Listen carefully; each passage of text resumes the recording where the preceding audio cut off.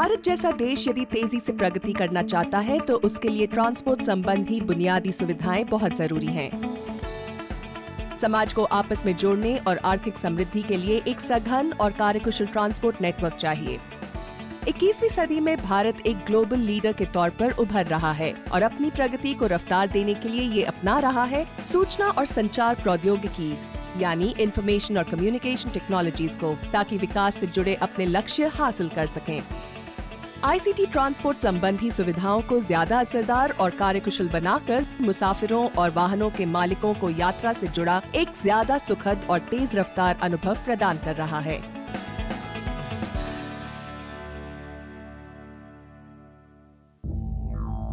दिल्ली भारत की राजधानी है और यहाँ सबसे ज्यादा आबादी भी है। यहाँ पर इतिहास, संस्कृति, आसपास बसी उपनगरीय बस्तियों और बड़े बड़े मॉल्स का एक गहमा गहमी भरा मेल नजर आता है।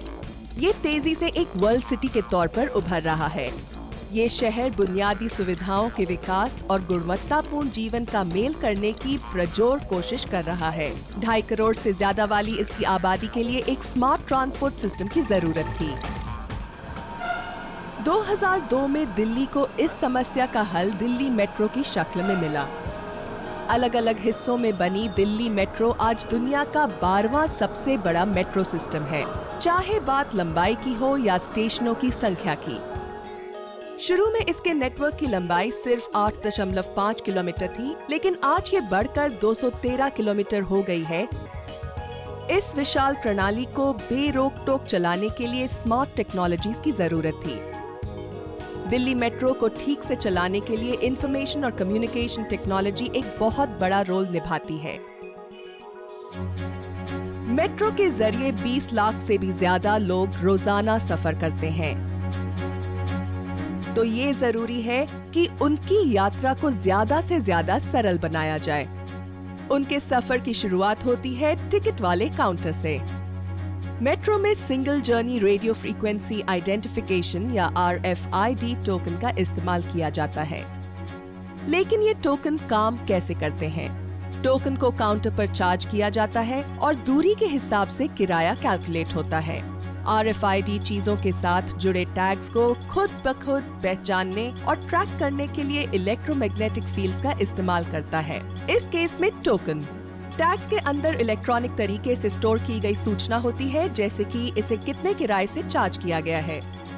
जब टोकन एंट्री गेट पर RFID रीडर के संपर्क में आता है, तो टैग में मौजूद सूचना के ट्रांसमिट होने से गेट खुल जाते हैं। हर RFID टोकन की एक अनोखी आइडेंटिटी होती है, इसीलिए इंफॉर्मेशन का डुप्लीकेशन नहीं होता। ये सिस्टम तो कार्यकुशल है, लेकिन उन रेगुलर यूजर्स के बारे में क्या जो हर सफर के लिए टोकन नहीं खरीदना चाहते? इस बात को ध्यान में रखते हुए DMRC ने निकाला अपना smart card, Delhi metro travel card. हमने DMRC स्मार्ट कार्ड का इस्तेमाल दिसंबर 2002 में अपने ऑपरेशंस के पहले दिन से ही शुरू कर दिया था। हमने उस वक्त की बेहतरीन टेक्नोलॉजी इस्तेमाल की थी। MTR हांगकांग से बातचीत करके कॉन्टैक्टलेस कार्ड्स को चुना गया। ये कार्ड काम कैसे करते हैं? Chip based DMRC travel card में एक नियर फील्ड कम्युनिकेशन या NFC टैग होता है, जो एग्जिट मशीन्स को इस पर डेटा पढ़ने और लिखने की सहूलियत देता है। NFC वो टेक्नोलॉजी है जिसमें जब दो डिवाइसेस एक दूसरे के नजदीक आते या उसे छूते हैं तो एक दूसरे के साथ कम्युनिकेट करते हैं। जब भी ऐसा इंटरैक्शन होता है, एक एन्क्रिप्शन की जनरेट होती है। एन्क्रिप्शन इलेक्ट्रॉनिक डेटा का कन्वर्जन है, जिसे साइफर टेक्स्ट कहा जाता है, क्योंकि इसका रूप बदल चुका है। एन्क्रिप्टेड डेटा को अधिकृत पक्षों के अलावा और कोई भी आसानी से समझ नहीं सकता। ये डिजिटल डेटा की गोपनीयता सुनिश्चित करता है। हर मेट्रो स्टेशन का एक स्टेशन कोड होता है। एंट्री गेट पर चिप पर स्टेशन कोड के साथ की को एनक्रिप्ट किया जाता है और एग्जिट गेट पर इसे दोबारा डिक्रिप्ट किया जाता है। ये इंफॉर्मेशन गेट से स्टेशन कंप्यूटर पर और 2 अन्य सेंट्रल कंप्यूटर्स तक भी जाती है, जहां ये स्टोर हो जाती है।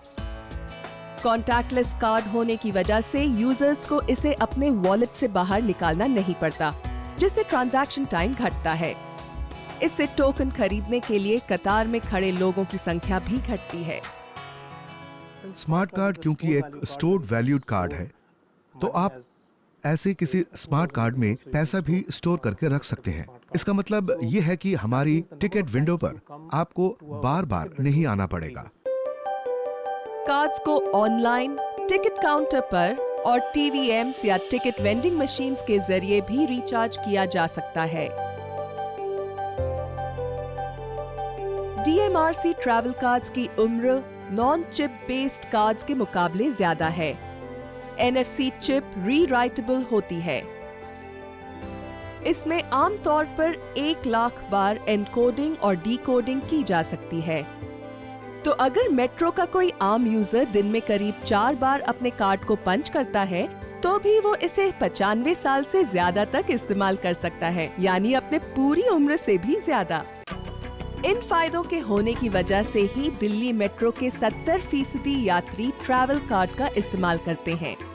ये संख्या बढ़ती जा रही है। 12,000 कार्ड्स रोजाना बिकते हैं और 2 करोड़ से ज्यादा कार्ड पहले ही इस्तेमाल हो रहे हैं। लेकिन आईसीटी टूल से सिर्फ यूजर्स को ही फायदा नहीं हो रहा है, डीएमआरसी की भी मदद हो रही है। एंट्री गेट्स पर जो रियल टाइम डेटा इकट्ठा किया जाता है, वो काफी मूल्यवान होता है। स्टेशन पर कुछ भी हो रहा होता है, वो सारा डेटा रियल टाइम में उपलब्ध होता है और इसे सेंट्रल लेवल पर इकट्ठा किया जाता है। इस इंफॉर्मेशन से हमें PHPDT यानी पीक आवर पर डायरेक्शन ट्रैफिक का पता लगाने में मदद मिलती है।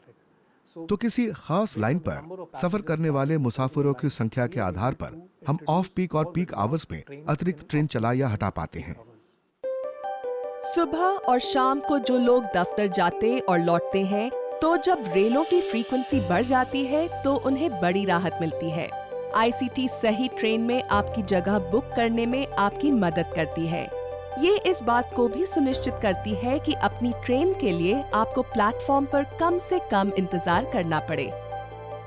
लेकिन आईसीटी का असली करिश्मा होता है ट्रेन को चलाना, क्योंकि अब हम ऑटोमेटेड ट्रेन ड्राइविंग सिस्टम्स के डिजिटल दौर में रह रहे हैं।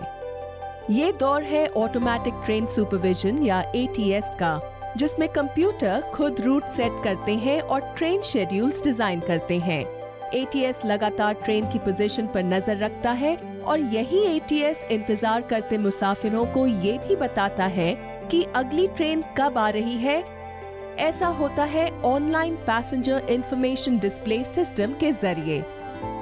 इसके अलावा ATO या ऑटोमेटिक ट्रेन ऑपरेशन भी होता है, जिसका मतलब है एक ऐसा कंप्यूटर सिस्टम जो ट्रेन को चलाता है। ये किसी विमान के ऑटो पायलट सिस्टम जैसा ही है। इसके तहत ट्रेन किसी स्टेशन से चलती है, अगले स्टेशन के आने पर धीमी होती है और फिर रुक जाती है। ATO में रेड और वायलेट जैसे सिग्नल्स को समझने और उनके हिसाब से काम करने की डिजिटल इंटेलिजेंस भी होती है। रेड का मतलब है रुकना और वायलेट का मतलब है रुकना और इंस्ट्रक्शंस लेना कि आगे बढ़ना है या नहीं, और ग्रीन का मतलब आगे बढ़ना। आप ये सोच सकते हैं कि आखिर ड्राइवर करता क्या है। वो ट्रेन में इसलिए होता है ताकि सिस्टम एरर की गलती की गुंजाइश 1% भी न रहे। इसमें भी कंप्यूटर या यूं कहिए कि automatic train protection system driver की काफी मदद करते हैं। ATP ट्रेन की मूवमेंट पर नजर रखकर मुसाफिरों को सुरक्षित रखता है। वो ये सुनिश्चित करता है कि ट्रेन निर्धारित गति सीमा में रहे और सिग्नल्स का ठीक से पालन करे।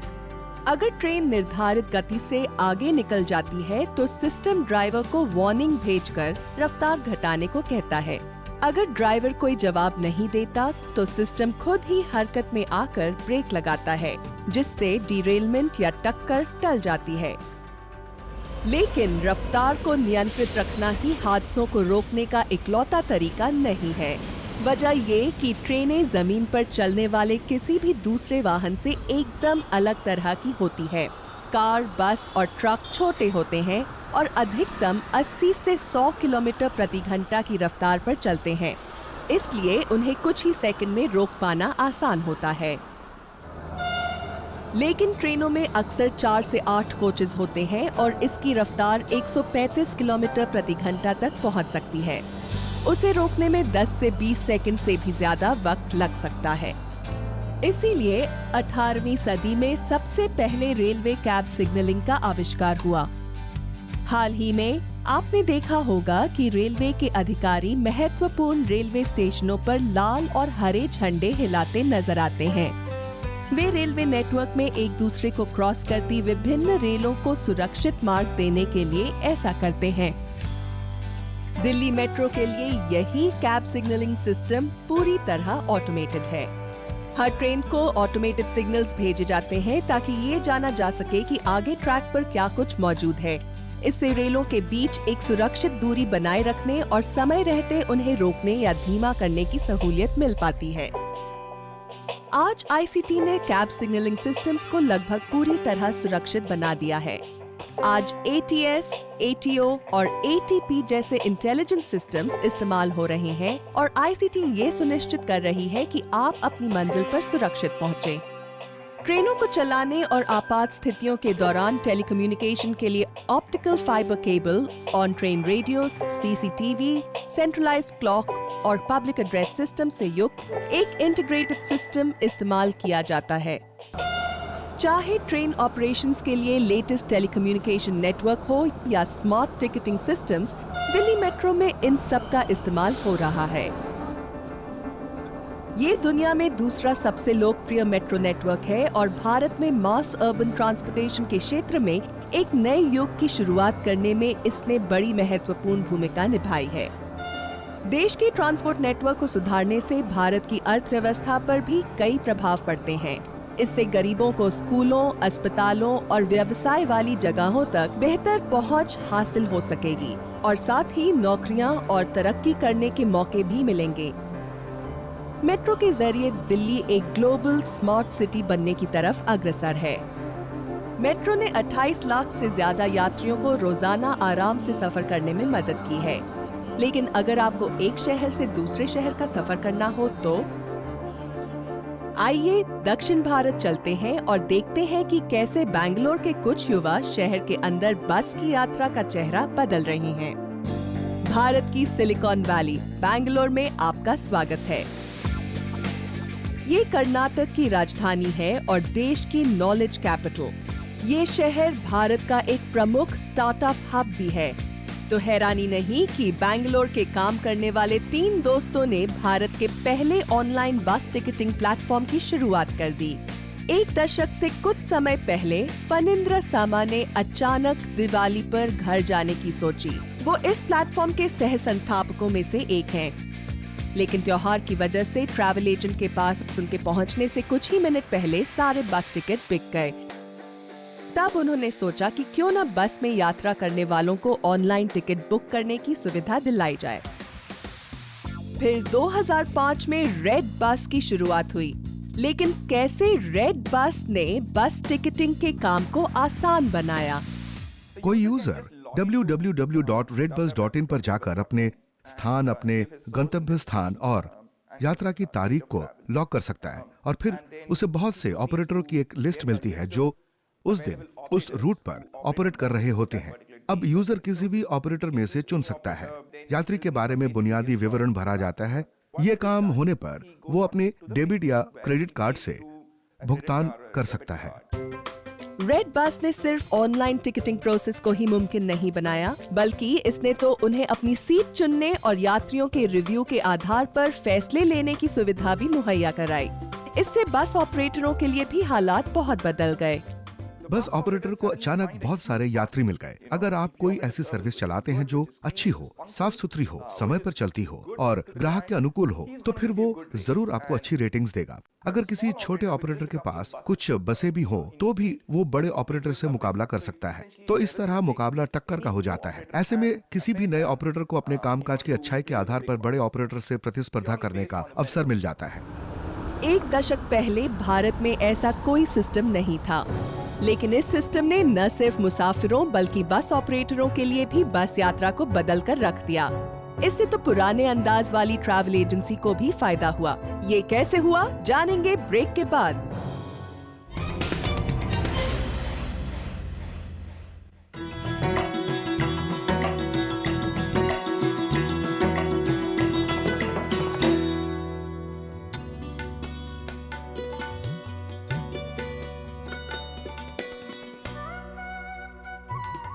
देवकी नंदन खत्री हिंदी के महान उपन्यासकार, जासूसी और तिलिस्मी उपन्यासों के बेजोड़ रचनाकार। बिहार के मुजफ्फरपुर में 18 जून 1861 को जन्म। सितंबर 1898 में लहरी प्रिंटिंग प्रेस की स्थापना। मासिक पत्रिका सुदर्शन का प्रकाशन। चंद्रकांता और चंद्रकांता संतति शानदार तिलिस्मी उपन्यास। नरेंद्र मोहिनी, कुसुम कुमारी, वीरेंद्र वीर, काजर की कोठरी, गुप्त गोदना, कटोरा भर खून और भूतनाथ कालजयी रचनाएं।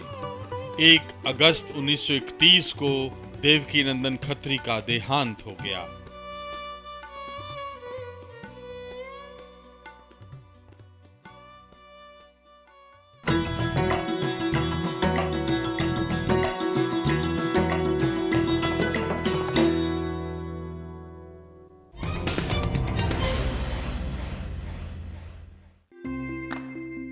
डिजिटल भारत में आईसीटी ने एक से दूसरे शहर के बीच की बस यात्रा को बदल कर रख दिया है।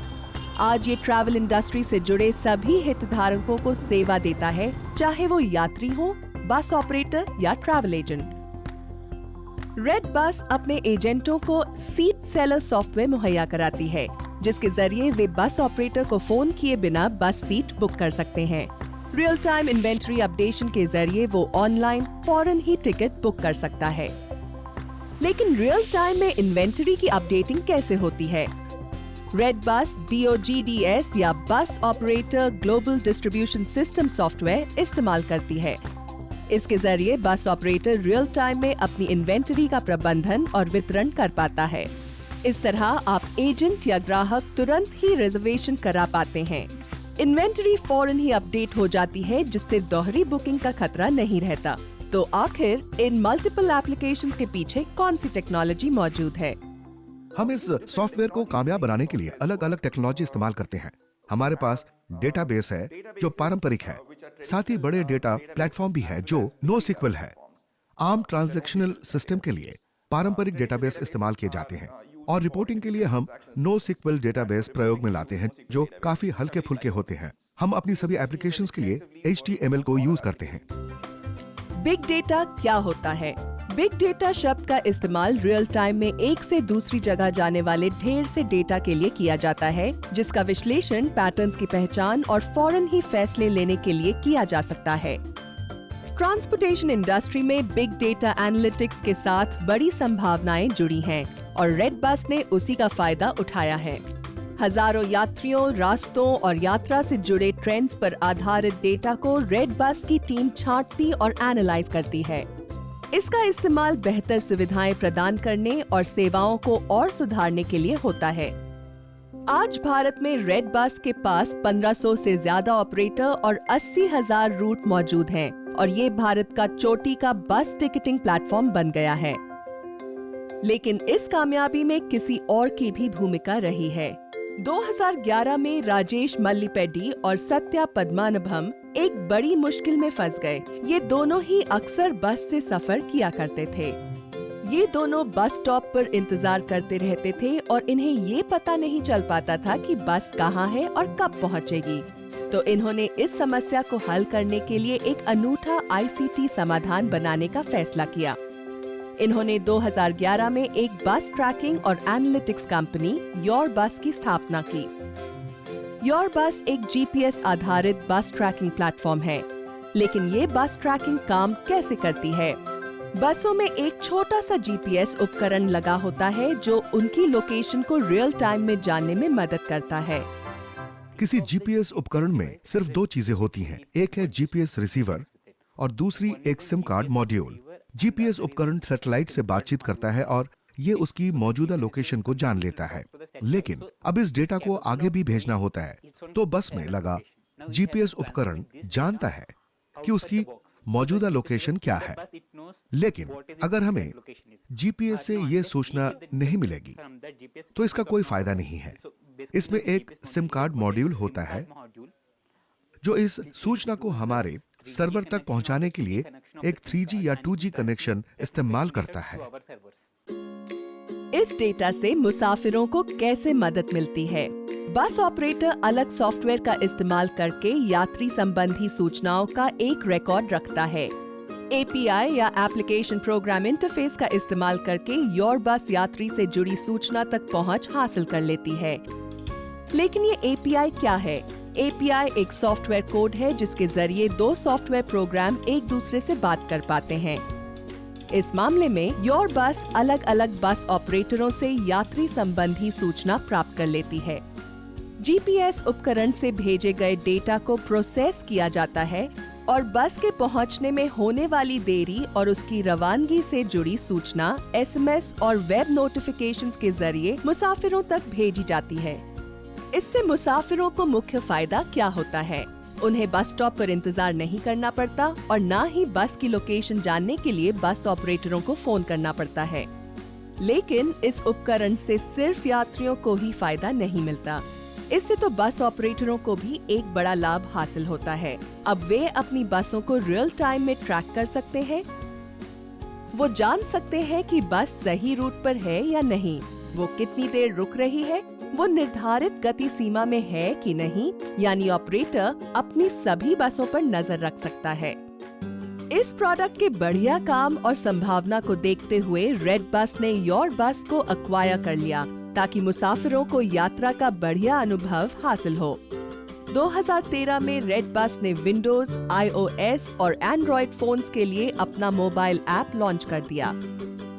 अब यूजर इसके जरिए अपने टिकट बुक कर सकते हैं, अपनी बसों को ट्रैक कर सकते हैं और बस में बैठने के बाद अपनी जीपीएस लोकेशन दूसरों तक पहुंचा सकते हैं। रेड बस और योर बस ने भारत में बस के सफर में क्रांति ला दी है। इन्होंने सार्वजनिक परिवहन को इस्तेमाल करने वाले लोगों की जिंदगी आसान बना दी है। लेकिन जो लोग निजी वाहन इस्तेमाल करते हैं उनके लिए क्या कहेंगे? आगे देखेंगे कि भारत सरकार अपने ICT एनेबल्ड सॉल्यूशंस के जरिए वाहन मालिकों की मदद कैसे कर रही है। लेकिन ब्रेक के बाद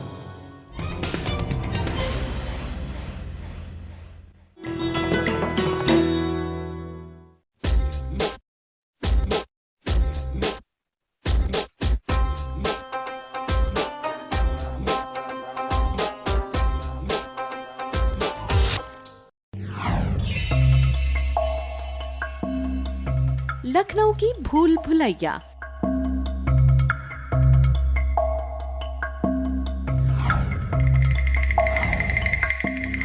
रहस्य और रोमांच से भरे 489 जीने और गलियारे। एक बार जो अंदर जाए आसानी से बाहर न आए। अगर साथ गाइड ना हो तो बस इस 3 मंजिला परिसर में घूमता ही रह जाए। कहते हैं अकाल से प्रजा थी परेशान, तब लोगों को काम देने के लिए अवध के नवाब आसिफुद्दौला ने सन 1784 में करवाया इसका निर्माण।